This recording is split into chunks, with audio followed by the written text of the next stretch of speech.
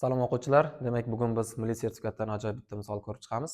Bu misolimiz 27 dekabr kuni 6-misolimizda tushgan ekan.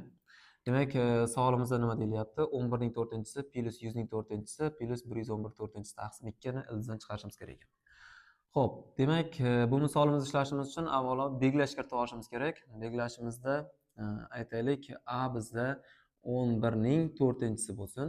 Xo'p, b bizda 100/4-si emas, 11 ni o'zi, bunisi 100 ni o'zi. Mana shuni belgilash kiritib olamiz. Endi ildiz ostida ildizni hozircha yozmay tursak, buni joyiga a ning 4-si plus b ning 4-si plus 111 degani bu bizda 11 plusdan 100 degani. Shuning uchun buni biz a plusdan b ning 4-si deb olamiz. Mahrajimizda 2 bor ekan. Teng. Xo'p, endi bu formulalarni qanday olib chiqamiz? Mana bu formulamizni yozib olsak bo'ladi. A ning kvadratining kvadrati plusdan b ning kvadratining kvadrati. Xo'p, plusdan buni a plus b ning xasta kvadratini yana bitta kvadrati bor. Mahrajimizda bizda 2 bor ekan. Teng. Teng.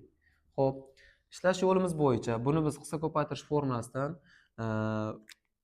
formulamizni yozib qo'yamiz mana yuqorida.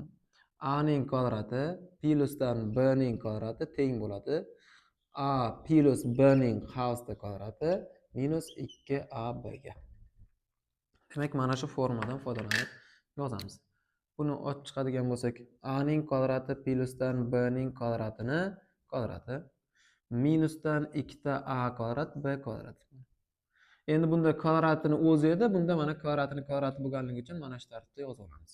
Plusdan buni qavs kvadrat bo'yicha olib chiqamiz. A kvadrat plus b kvadrat plus 2ab ning qavsi kvadrati. Yuqoridagi kvadratimiz qoldi. Mahrajimizda bizda 2 turibdi ekan. Demak, teng. Xo'p, bu yerda yana bir belgilash kiritganimiz yaxshiroq. Endi hisoblashimizga soddaroq bo'lish uchun mana bu qismini biz x deb tursak, bu qismini biz x deb tursak, xo'p, ya'ni mana buni biz x deyamiz. Bunda shunda mana a bimiz y bo'ladi. Bu bizda y ning kvadrati bo'ladi. Shunda yozamiz endi. Xo'p, bu nimaga teng bo'ldi?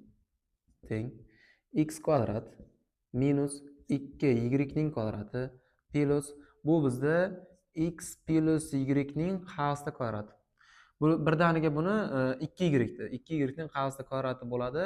2y ning xasta kvadrati. Buni birdaniga qavs ochib ketsak ham bo'ladi. Xo'p, qavs ochaveradigan bo'lsak, xo'p, nima hosil bo'ladi bizda? Xo'p, demak, x kvadrat plusdan 4xy plusdan y ning kvadrati, 4y ning kvadrati. Mahrajimizda bizda 2 bor ekan. Teng. Xo'p, x kvadratga x kvadrat qo'shdik va 2 ga bo'lamiz. Xatma-xat bo'lib ketaversak, demak, x kvadratimiz hosil bo'ladi. Xo'p, bu bilan mana bu 2y kvadrat plus 4y kvadratimizdan plus yana bitta y kvadrat hosil bo'ladi. Xo'p, keyin bu yerda hisobladik x kvadratlarni, y kvadratlarni ham hisobladik. 4xy qoldi. Buni 2 ga bo'lsak 2xy. Bu bizda ildiz yo'q. Hal ildizimizni qo'ymay turamiz. X plus y ning qavs kvadratini beradi. Xo'p, demak bizda misolimiz o'zida ildiz bor edi. Hali ildizni hisoblamadik. Ildiz ostida x plus y ning qavsi kvadrati teng ildiz ostida. Xo'p, a plus x bilan y joyiga belgilagan narsamizni qo'yaversak mana bular. A ning kvadrati plusdan b ning kvadrati plusdan 2ab. Xo'p, ildizni yopdik. Buning ham kvadrati bor ekan bizda. Kvadrati bor ekan. Kvadrat bilan bu qisqarib ketadi. Xo'p, bu qavs ichi yana bizda a plus b ning qavsi kvadratini beradi. A plus b miz bizda belgilagan narsamiz bo'yicha ikkalasini qo'shsak, demak 100 plusdan 11 kvadrati bu bizda 111 ning kvadrati bo'lar ekan. Demak, javobimiz mana shu.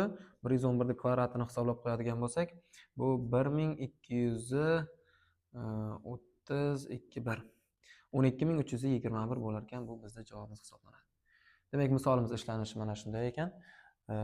Misol ishlanishi yoqqan bo'lsa, videoga like bosib qo'ying. Keyingi videolarda ko'rishguncha.